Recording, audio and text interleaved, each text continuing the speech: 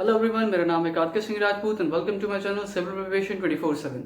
Last lectures में हम लोगों ने सिख धर्म के बारे में एक बैकग्राउंड जाना था कि किस तरीके से सिख धर्म का उदय हुआ और किस तरीके से करते करते वो 10 सिख गुरुओं में किस तरीके से एक एक करके गुरु आते गए। और जो है ये 10 हम लोग लिस्ट में हम लोगों ने देखी थी कि कौन 10 गुरु रहे हैं सिख धर्म में, और 10वें गुरु यानी कि गुरु गोविंद सिंह ने किस तरीके से अपने बाद एक गुरु ग्रंथ साहिब जो उनकी एक धार्मिक किताब थी उसको गुरु का दर्जा दे दिया। इस लेक्चर में हम लोग उसी कहानी को आगे से शुरू करेंगे और एक पॉलिटिकल व्यू हम लोग देखते चलेंगे कि किस तरीके से सिख एम्पायर का डेवलपमेंट हुआ।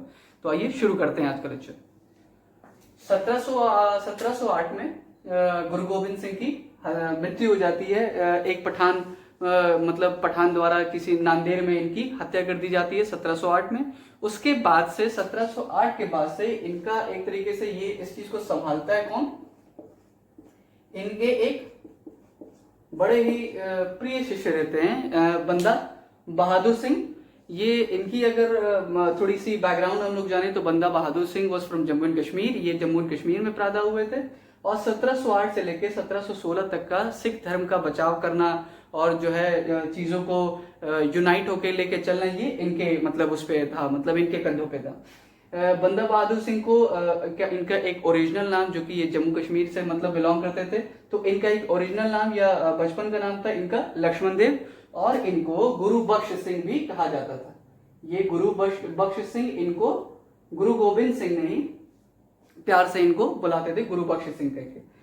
1716 में ये फर्रुखशियर, प्रीवियस लेक्चर्स में हम लोग ने डिस्कस किया है कि 1716 में ये रेगुलर कॉन्फ्लिक्ट्स की वजह से मुगल और जो है सिख धर्म, कहने का मतलब रिलीजियस प्रोसिक्यूशन जो होता था सिख लोगों का, तो इस कॉन्टिन्यूस बैटल और कॉन्टिन्यूस कॉन्फ्लिक्ट्स की वजह से 1716 में बंदा बहादुर सिंह को जो है दिल्ली में फर्रुखशियर द्वारा फांसी दे दी जाती है 1716 में। एक तरीके से वहां पे एक थोड़ा सा दब जाता है सिख जो धर्म एक तरीके से, या सिख एम्पायर एक तरीके से क्या है कि वहां पे थोड़ा सा दब किस्म का जाता है। आगे हम लोग चलते हैं कि एक घटना होती है 1761 में, जहां पे एक तरीके से दोबारा सिख ये एम्पायर को उदय होने का एक तरीके से चांस मिलता है। वो घटना थी 1761 में बैटल ऑफ पानीपत। ये बैटल ऑफ पानीपत का सिचुएशन समझिएगा। इसमें ये हो क्या रहा था कि सेंट्रल में कौन थे, दिल्ली में मुगल, जो कि ऑलरेडी कमजोर हो चुके थे। 1761 की बात हो रही है, यानी कि पोस्ट मुगल पीरियड चल रहा है।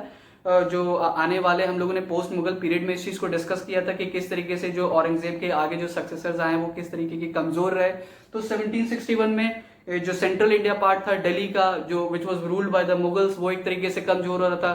क्षेत्रीय राजा जगह जगह पे पनप रहे थे। यहाँ मराठा, नीचे हम लोगों ने प्रीवियस लेक्चर्स में मराठा के बारे में देखा भी है कि किस तरीके से मराठन एम्पायर का उदय हो रहा था। उधर निजाम का देखा हम लोग, डेक्कन में जो निजाम मतलब होता, निजाम के बारे में देखा कि किस तरीके से वहां चीजें पावर में हो रही थी। तो कहने का मतलब एक पावर स्ट्रगल चल रहा था एक पूरे भारत में हमारे। तो उसी दौरान 1761 में ये battle of Panipat which was fought between Afghan, Ahmad Shah Abdali and Maratha. इसमें मराठा हो जाते हैं पराजित, यानी कि मराठा को डिफीट कर दिया जाता है बाय द अहमद शाह अब्दाली। और ये जो है ये अहमद शाह अब्दाली यानी कि जो अफगान रहते हैं, ये वापस बैक टू ईरान होते हैं। ईरान मतलब ये लोग वापस निकल लेते हैं। दिल्ली का तो सत्ता वैसे ही कमजोर हो चुकी है। और जो है फिर यहाँ पे एक ये सबसे इंपॉर्टेंट बात ये जानिएगा कि इस टाइम के दरमियान इनको, सिखों को सबसे बढ़िया एक अपॉर्चुनिटी मिलती है ताकि वो पावर में दोबारा आ सके, या एक तरीके से दोबारा अपने चीजों को संभाल सके। और इस चीज को ग्रैब करते एक इंसान जो कि थे महाराजा रंजीत सिंह। इस अपॉर्चुनिटी को ग्रैब करने वाले सबसे अच्छे तरीके से महाराजा रंजीत सिंह है। इनके बारे में हम लोग अभी इधर डिस्कस करेंगे। इससे पहले छोटा सा एक बैकग्राउंड जान लेते हैं। ये 1761 बैटल ऑफ पानीपत के बाद एक तरीके से पंजाब का प्रांत, जो सिंध और ये जो पंजाब वाले प्रांत है, वो काफी एक तरीके से उसमें इंडिपेंडेंट सॉवरेन स्टेट्स घोषित कर दिए गए। ये इन्हीं को हम लोग मिसल्स कहते हैं। मिसल्स है जो कि सॉवरेन स्टेट्स थे। ये 12 मिसल्स उस समय रूल किए जा रहे थे बाय द इंडिविजुअल्स।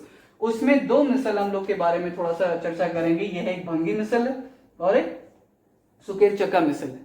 ये सुकेर चक्का का ही एक जो है राजा, मतलब जो एक तरीके से काफी प्रचलित राजा या काफी पॉपुलर जो वही साबित हुए, वही महाराजा रंजीत सिंह। महाराजा रंजीत सिंह, ये सुकेर चका मिस्र के एक राजा उभरते हैं, और ये क्या करते हैं कि ये इन सारे ये जो मिस्र, ये जो 12 सॉवरेन स्टेट्स थे, उनको एक तरीके से यूनाइट करके एक बड़ा ही सिख एम्पायर, ये जो सिख एम्पायर हम लोग पढ़ रहे हैं, ये इन्हीं की देन है, महाराजा रंजीत सिंह की। ये जो सारे 12 मिसल्स में बटे हुए थे, इनको यूनाइट करते हैं, और ये एक मतलब यूनाइट करके, और जो है कहने का मतलब बाउंड्री काफी एक्सपैंड, ये भंगी मिसल की ये था कि ये सबसे पावरफुल मिसल हुआ करता था इन सारे 12 में, क्योंकि इसकी टेरिटरी जो है काफी दूर दूर तक गई हुई थी। तो कहने का मतलब ये टेक ऑन करते हैं सुकेर चका मिसल के रंजीत सिंह, महाराजा रंजीत सिंह इस चीज को मतलब आगे बढ़ाते हैं, और एक करते करते इन सारे मतलब ये भंगी मिसल की पावर को एक तरीके से कम करते करते एक तरीके से पूरा जो 12 के 12 जो इंडिपेंडेंट मिसल्स थे, उनको यूनाइट करके एक सिख एम्पायर का उदय होता है उस समय से। तो आइए अब हम महाराजा रंजीत सिंह के बारे में पढ़ते हैं कि कैसे इनका क्या बैकग्राउंड और किस तरीके से ये इतने पावर में आए कि इन्होंने एक पूरा सिख एम्पायर खड़ा कर दिया। महाराजा रंजीत सिंह के बारे में आप जानिए कि इनका जन्म 1780 और डेथ इनकी हुई है 1839 में। ये डेथ का भी थोड़ा सा छोटा सा एक रोल प्ले करेंगे हम लोग, ये अभी आगे देखते हैं हम लोग। इनके समय में एक बड़ी ही एक तरीके से कह लीजिए कि फेवरेबल घटना कहिए या फॉर्च्यून कहिए कि एक ये हो जाता है, अलायंस विद जमन शाह। ये जमन शाह कौन है? ये एक अफगान का राजा हुआ करता था। असल में ये हो क्या रहा था कि ये पंजाब प्रांत में ये एक तरीके से रूल कर रहे थे। थोड़े से क्लैशेस देखने को मिलते हैं बिटवीन जमन शाह एंड रंजीत सिंह। तो ये जो है ये जब ये लौट रहा रहता है, ये जमन शाह ये जब लौट रहा रहता है तो इसकी 12 तोपें, ये एक थोड़ा सा छोटा सा बैकग्राउंड है ये कैसे अलायंस क्रिएट हुआ इस चीज के मैं बारे में बता रहा हूँ कि ये जब लौट रहा रहता है वापस अपने ओर अपने अफगान की तरफ, तो जो है इनकी 12 तोपें ये चिनाब नदी में गिर जाती हैं, जिसको महाराजा रंजीत सिंह निकलवा के इनको दोबारा उसको सौंप देते हैं। तो इस चीज से बड़े ही प्रभावित होके खुश होके ये इनको अपनी टेरिटरी एक्सपैंड करने के एक तरीके से वो दे देते हैं कि आप एक्सपैंड कीजिए, हमें कोई दिक्कत नहीं है। और लाहौर तक ये रंजीत सिंह अपने टेरिटरी को एक्सपैंड कर लेते हैं। ये एक बहुत ही फेवरेबल घटना हुई थी महाराजा रंजीत सिंह के लिए, और लाहौर तक इनका एक पूरा एरिया कवर हो जाता है। आगे हम लोग देखेंगे इन्होंने 2 कैपिटल घोषित किए थे। लाहौर को कैपिटल बनाया था एज इट्स पॉलिटिकल राजनीतिक एक तरीके से राजधानी बनाई थी, और अमृतसर को बनाया उन्होंने रिलीजियस धार्मिक कैपिटल, यानी कि धार्मिक राजधानी बनाई अमृतसर को। ये अमृतसर वही ये गुरु रामदास को जो मतलब जो उनकी वाइफ थी उनको जो जमीन मिली थी, ये वही गुरु रामदास की बात हो रही है। रामदास नगर जो था वही आगे चल के अमृतसर जो कहलाया था, हम लोगों ने प्रीवियस लेक्चर्स में इसको देखा है। तो इसी अमृतसर को इन्होंने अपना रिलीजियस कैपिटल घोषित किया, धार्मिक राजधानी घोषित किया, और लाहौर को जो इन्होंने अपनी टेरिटरी एक्सपैंड कर ली थी लाहौर तक, इसको अपना राजनीतिक राजधानी को घोषित किया। आगे हम लोग चलते हैं। अब देखिए ये जो 1780 से लेके 1800 तक की ये बात हो रही है, ये उस टाइम पीरियड की बात हो रही है जहां तक एक तरीके से समझिए कि ब्रिटिशर्स के पास लगभग हर एक चीज का कंट्रोल आ चुका था। कहने का मतलब बंगाल को वो हरा चुके थे in the year 1757 battle of Plassey, battle of Buxar वो जीत चुके थे, जिसमें इलाहाबाद और कितनी जो ट्रीटी साइन हुई हम लोग प्रीवियस लेक्चर्स में पढ़ा है कि वो एरियाज उनके अंडर थे, बिहार और ये सब एरियाज उनके अंडर थे। In the battle of Buxar was fought in the year 1764। ये सारी चीजें आप लोग रिकॉल करते रहिएगा।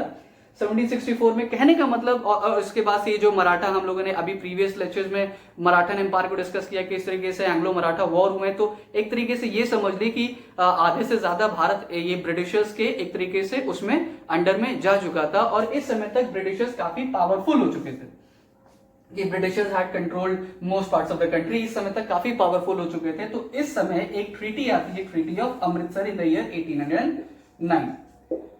1809 में एक ट्रीटी साइन की जाती है। इसमें यह डिक्लेयर किया जाता है कि जो सतलज नदी जो है वो एक एलओसी की तरह काम करेगी। कहने का मतलब महाराजा रंजीत सिंह का जो राजपाट और जितना जो किंगडम है वो सतलज नदी के उस पार होगा लाहौर तक, और सतलज की इस तरफ ये यानी कि जो इंडिया के अंदर वाले हिस्सा है वो क्या नाम है ये ब्रिटिशर्स के अंदर आएगा।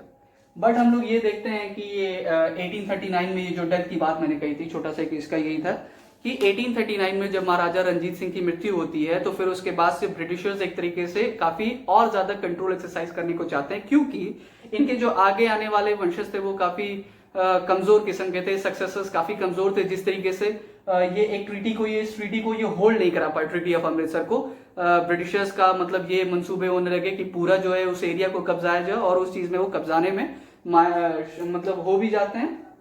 और यही फिर उसके बाद से एक दो चीजें आप और पढ़ लीजिए इसमें ब्रिटिशर्स को लेके, कि एक ब्रिटिशर एक गवर्नर जनरल एक आपने सुना होगा लॉर्ड डलहौजी के बारे में। इनकी तो वो जो डॉक्ट्रिन ऑफ लैप्स यानी कि जो हड़प नीति थी, हड़प नीति के बारे में हम लोग सब लोग जानते हैं, जिसमें कि जो है अगर राजा को कोई एक असली वारिस नहीं होता था तो उनके लैंड ये लोग खुद ही जबरदस्ती का एक्वायर कर लेते थे। ऐसा एक लॉ बना के, ये जो डॉक्ट्रिन ऑफ लैप्स है, इसके तहत ये जो रंजीत सिंह का ये जो एरिया था लाहौर और ये सब जो एरिया था ये हड़पना चाह रहे थे। और इसी के वजह से इनहैंस्ड मिलिट्री एंगेजमेंट हम लोग देखने को मिलती है, कि कई लड़ाइयां देखने को मिलती है, और वो लड़ाइयां हैं हमारी एंग्लो सिख वॉर। अल्टीमेटली ये एंग्लो सिख वॉर की तरफ हम लोग बढ़ जाते हैं, विच वाज फॉट। दो एंग्लो सिख वॉर हमें देखने को मिलेंगे, 1845 से लेके 1846 एंड 1848 से लेके 1849, जिसको हम लोग अपने इस लेक्चर के नेक्स्ट पार्ट में डिस्कस करेंगे। हाल फिलहाल आप बस इतना इस चीज को मार्क कीजिए कि 1845 से लेके 1846 was the first Anglo war fought between the Britishers and Sikh, and second Anglo War was fought between 1848 to 1849। इस चीज को हम लोग अपने नेक्स्ट लेक्चर में डिटेल में डिस्कस करेंगे।